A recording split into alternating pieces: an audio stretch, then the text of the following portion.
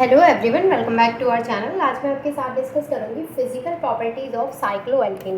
देखिए, साइक्लोएल्केन क्या होता है ऑलरेडी मैं आपके साथ डिस्कस कर चुकी हूँ। इसका इंट्रो जो पार्ट है और इसका नॉमेनक्लेचर कैसे करते हैं, ये सारी चीज़ें आपको ऑलरेडी क्लियर है। अब आपको बताती हूँ, देखिए इसकी जो फिज़िकल प्रॉपर्टीज़ है, जैसे ये गैसेज होते हैं या फिर इनका मेल्टिंग एंड बॉइलिंग पॉइंट क्या होता है, या फिर लिक्विड होते हैं, या ये किस किस में सॉल्युबल है, या इनका जो मेल्टिंग बॉइलिंग पॉइंट है उस पर जो मॉलिक्यूलर वेट है उसमें इंक्रीज होने के साथ साथ क्या फ़र्क पड़ता है, ये सारी चीज़ें आज की इस वीडियो में मैं आपके साथ डिस्कस करने वाली हूँ। तो सबसे पहले आप एक चीज़ आपको पता है, ऑलरेडी मैंने आपको बता रखी है कि साइक्लोएल्केन का जो फर्स्ट मेंबर होता है वो क्या होता है भाई, साइक्लोप्रोपेन होता है। क्योंकि मैंने आपको क्या बताया है अब तक कि साइक्लो का मतलब क्या होता है, एक साइकिल से होता है, एक रिंग से होता है। और एल्केन का मतलब क्या होता है, देखिए एल्केन को तो मैं बहुत डिटेल में पढ़ा चुकी हूँ, तो अब उसको तो मुझे लगता है कि आपको बिल्कुल भी बताने की ज़रूरत नहीं है। साइक्लोएल्केन का अभी मैं इसलिए भी बताऊंगी आपको क्योंकि अभी हमारा जो साइक्लोएल्केन है, जो केमिस्ट्री ऑफ साइक्लोएल्केन है वो कंप्लीट नहीं हुआ है। लेकिन केमिस्ट्री ऑफ एल्केन ऑलरेडी मैं कवर करा चुकी हूँ, तो मैं आपसे ये एक्सपेक्ट तो कर ही सकती हूँ कि आपको उसके बारे में अच्छे से पता होगा। अब देखिए, साइक्लोएल्केन और एल्केन में क्या डिफरेंस होता है। एल्केन में क्या होता है कि कार्बन कार्बन के बीच में क्या होता है, सभी सिंगल बॉन्ड होते हैं, है ना। लेकिन वहीं पर साइक्लोएल्केन में क्या होता है, साइक्लोएल्केन में एक तो देखो साइकिल होगा, एक साइक्लोएल्केन में साइकिल होगा और कार्बन कार्बन के बीच में सिंगल बॉन्ड भी होंगे। क्योंकि एल्केन का मतलब तो यही होता है कि कार्बन कार्बन के बीच में कैसे बॉन्ड होंगे, कार्बन कार्बन के बीच में सिर्फ सिंगल बॉन्ड होंगे। और साइक्लो का मतलब होता है कि वो जो सिंगल बॉन्ड है वो एक रिंग में होंगे। जैसे ये कार्बन, ये 3 कार्बन है और तीनों ने कार्बन कार्बन के बीच में सिंगल बॉन्ड बना रखे हैं और फिर तीनों ने एक रिंग बना रखी है इस तरीके से। अच्छा, बाकी के कार्बन किससे जुड़े हुए हैं, बाकी के कार्बन से हाइड्रोजन वगैरह लगे हुए हैं, हाइड्रोजन लगे हुए डेफिनेटली।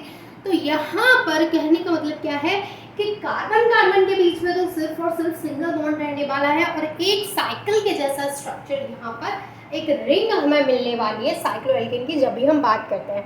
अच्छा, एल्केन का मतलब क्लियर हो गया कि कार्बन कार्बन के बीच में सिंगल बॉन्ड होंगे, और साइक्लो का मतलब क्लियर हो गया कि साइकिल होगी।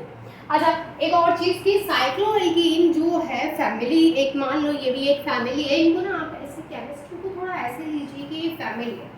अच्छा, एल्केन के बारे में बात हो रही, तो एल्केन एक पूरी फैमिली है। जैसे आपकी फैमिली अलग हो जाती है, चाचा की फैमिली अलग हो जाती है ना। तो उसी तरीके से एल्केन एक फैमिली है, साइक्लोएल्केन एक फैमिली है, एल्कीन एक फैमिली है। इनको फैमिली की तरह लेके चलिए।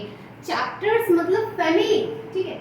अब यहाँ पर इसका जो साइक्लोएल्केन वाली फैमिली है उसका जो सबसे छोटा मेंबर है, जैसे आपके घर में भी एक छोटा मेंबर होगा, हो सकता है आप ही हो, है ना।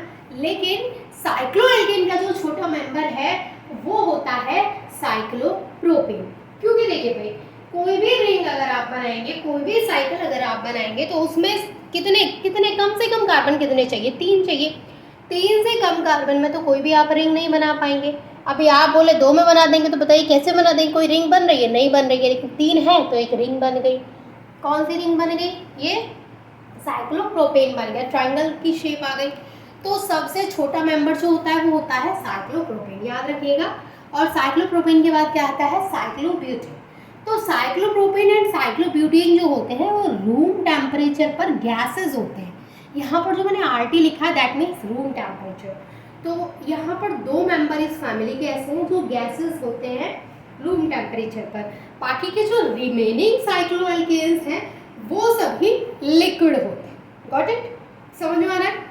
2 क्या होते हैं, गैसेस, और बाकी के जो रिमेनिंग साइक्लोएल्केन्स हैं वो सभी क्या होते हैं, लिक्विड होते हैं। अच्छा, इनके मेल्टिंग एंड बॉइलिंग पॉइंट की अगर मैं बात करूं, तो मेल्टिंग एंड बॉइलिंग पॉइंट जो होता है साइक्लोएल्केन का वो इंक्रीज होता है जैसे जैसे मॉलिक्यूलर वेट बढ़ेगा। मॉलिक्यूलर वेट में क्या होगा, इंक्रीमेंट होगा। वैसे ही मेल्टिंग एंड बॉइलिंग पॉइंट भी क्या, ग्रेजुअल इंक्रीमेंट शो करेंगे। याद रखिएगा, जो साइक्लोएल्केन जिसका जितना ज़्यादा मॉलिक्यूलर वेट होगा वो उतना ही ज़्यादा क्या आपको, मतलब एक सीरीज आपको इस तरीके की मिलेगी कि आपको मेल्टिंग एंड बॉइलिंग पॉइंट जो है उसमें जो आपको इंक्रीमेंट देखने को मिलेगा।